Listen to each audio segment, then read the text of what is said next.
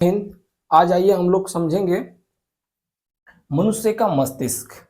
मनुष्य का मस्तिष्क के बारे में आज हम लोग पढ़ेंगे भी और समझेंगे भी, दोनों कार्य करेंगे। चलिए आज मनुष्य के मस्तिष्क के बारे में समझेंगे कि जो मनुष्य के मस्तिष्क है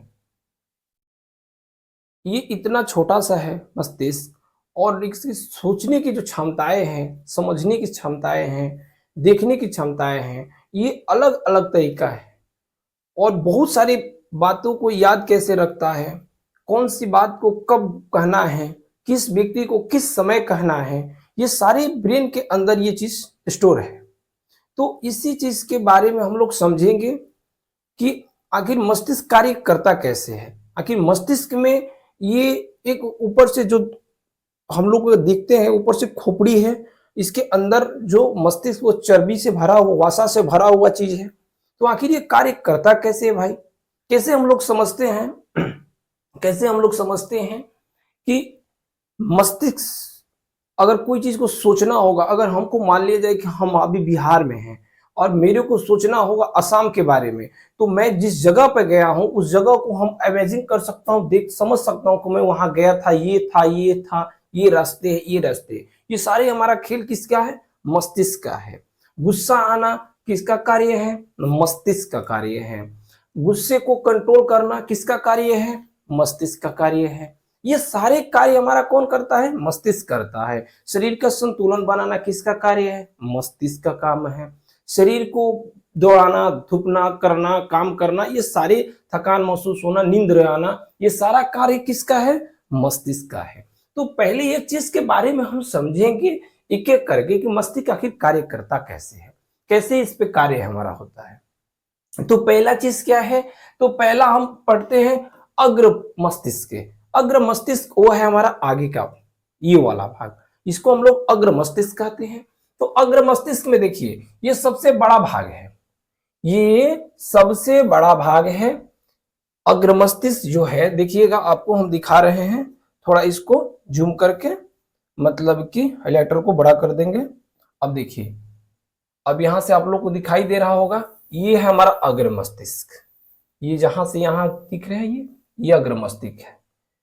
अब इतना बड़ा है अग्र मस्तिष्क, और ये जो बना है किससे? वसा है, इसमें चर्बी है, ध्यान दीजिएगा ये। और इसके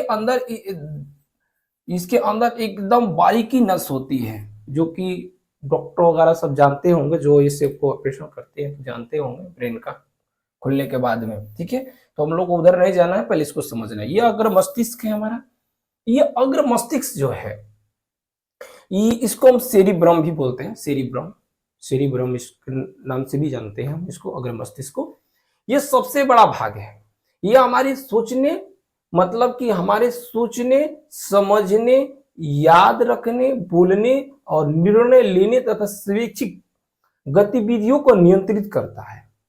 अगर हम कोई चीज किसी व्यक्ति के बारे में बोलते हैं या किसी के बारे में कहते हैं, तो इसका सोचने की, बोलने की क्षमता है किसके पास है? तो सेरिब्रम के पास है। अगर सेरिब्रम किसी को, जैसे कभी कोई चीज कुछ भी बोल सकते हैं, तो कहने का मतलब सेरिब्रम थोड़ा धीरे काम कर रहा है, मतलब काम कर रहा है लेकिन कुछ गड़बड़ कर रहा है। तो उसके लिए हम बोलेंगे कि भैया आपका सेरिब्रम थोड़ा ठीक ठाक नहीं, इसीलिए आप कोई चीज बात अनुचित उचित बोल देते हैं। ठीक है ना? तो ये कार्य कौन करता है? सेरिब्रम। ये अग्र मस्तिष्क हो गया। दूसरा में आते हैं, दूसरा क्या है? पार्श्व मस्तिष्क। पार्श्व मस्तिष्क जिसको हम बोलते हैं पैराइटल लोब। क्या बोलते हैं इसको? पैराइटल लोब बोलते हैं। ये शरीर के स्पर्श, मतलब कि आपके जो शरीर है, जैसे हमारा शरीर है, अगर हमारे शरीर के अंदर कोई चीज, ऐसे मान लो कोई चीज स्पर्श कर रहा है, यहां से भी स्पर्श कर रहा है, या कोई शरीर के बाहर से मतलब कोई टच कर रहा है, तो हमको कैसे मालूम होगा? तो ये कौन बताता है? तो ये हमारा पैराटाइल लोब बताता है। कौन बताता है? पैराटाइल लोब बताता है।